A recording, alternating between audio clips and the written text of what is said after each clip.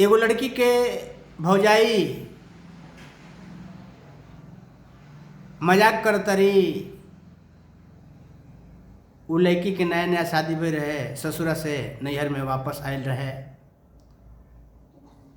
अब भौजाई मजाक करतरी, कहतरी का कि अतने दिना में अतना मोटा कैसे भइलू ये ननदो।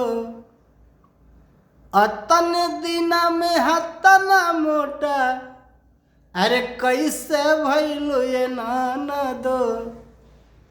आयतने दिना में हतना मोटा कैसे भइलू ये ननदो।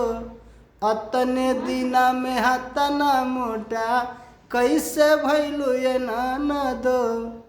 कैसे भइलू ये ननदो, तू कौची खइलू ये ननदो।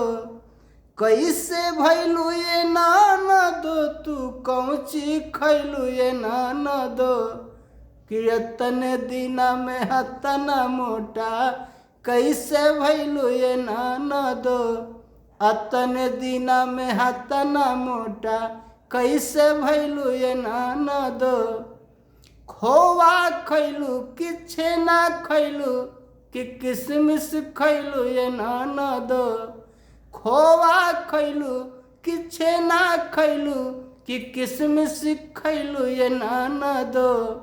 आ गोर शरीरिया गुल गुल कैलू चकुनी भइलू ये ननदो।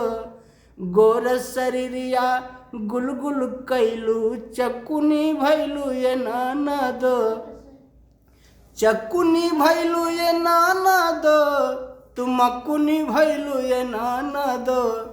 गोर शरीरिया गुल गुल कैलू चकुनी भइलू ये ननदो। अतने दिना में हतना मोटा कैसे भइलू ये ननदो। तब लड़की जवाब देतिया, कहतिया का कि ससुरा गईनी सनहिया कैनी ऐसन भैनी ये भौजी।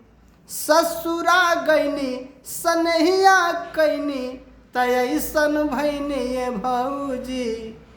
अब पांडे रविंदर विटामिन पियोले कोरामिन पियोले ये भौजी। पांडे रविंदर विटामिन पियोले कोरामिन पियोले ए भौजी। अतने दिना में हतना मोटा कैसे भइलू ये ननदो। अतने दिना में हतना मोटा कैसे भइलू ये ननदो।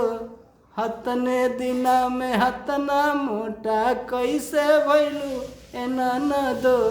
हतने दिना में हतना मोटा कैसे भइलू ये ननदो। हतने दिना में हतना मोटा कैसे भइलू ये ननदो। कैसे भइलू ये ननदो। कैसे भइलू ये ननदो। कैसे भइलू ये ननदो।